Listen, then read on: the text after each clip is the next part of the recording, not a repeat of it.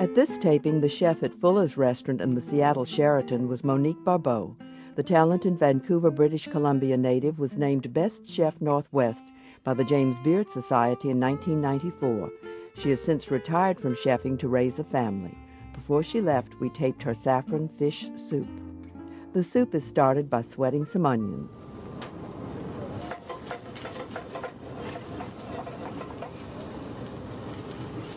Get your fennel going.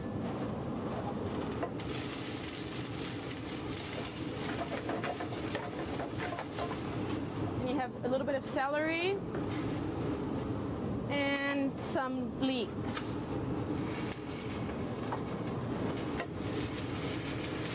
And then what you need to do is you're going to need a sachet for this soup. And basically you can take some cheesecloth. If you don't have cheesecloth, you can tie the parsley and celery together and just throw it in the pot. But if you have cheesecloth, it helps because it just keeps the flavors all together and they don't get lost in the liquid. Some parsley, some celery tops, 1 crushed bay leaf, some peppercorns, white or black, and I always put a crushed garlic in there. And you just tie that together so it's ready to go when you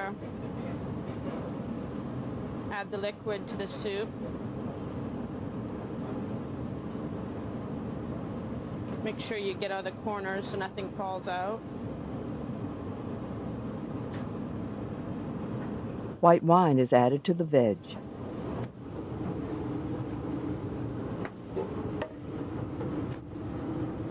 And then you can add your slivered garlic that has been, I did it on a mandolin, but as long as you cut it thin, you can add your garlic.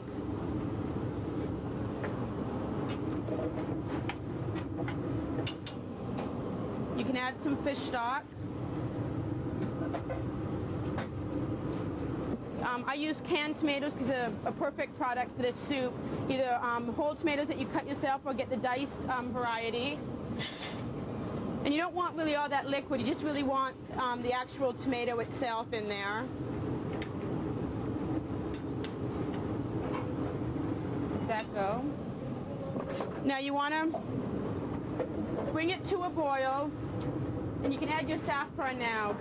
I always add a nice pinch of saffron. And break it up in your fingers before you add it in.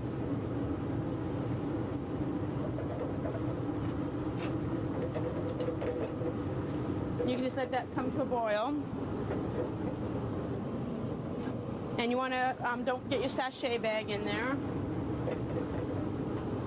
Now, for the reel, which is just a red pepper puree, you want to start with some red pepper that's been roasted and peeled and all the seeds removed. Now, it needs to be bound with a little bit of breadcrumbs. So what I've done is I've just taken the crust off bread, and you don't want it that dry, so you just need to wet it with a little bit of water.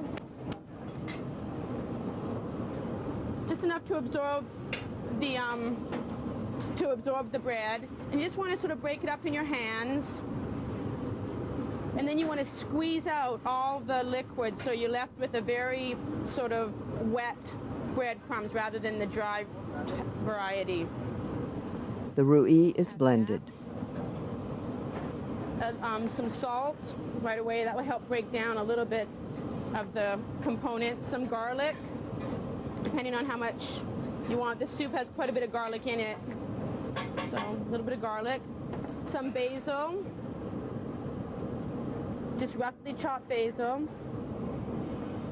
And a little pinch of cayenne. Now you want to start it with a little bit of olive oil so you get the puree going. And I like to start with extra virgin. It adds a nice flavor to this.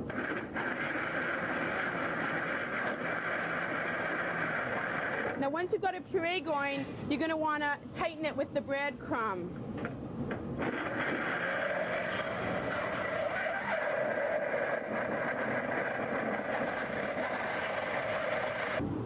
The fish used with the soup is salmon and halibut. You want to start with a little garlic.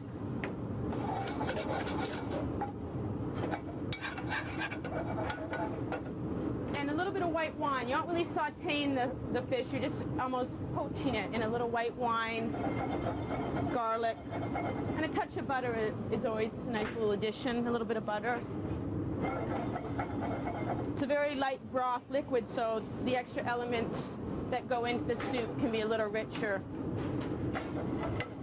And for the fish, you're just going to add a little bit of halibut and salmon. And you're just going to lightly poach it, season it with a little salt and pepper.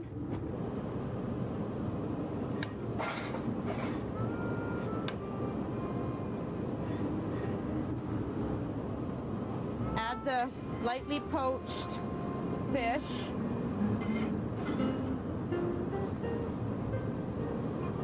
Cooking the fish separately allows it to stay nice and moist. If you add it to the soup, it would probably overcook.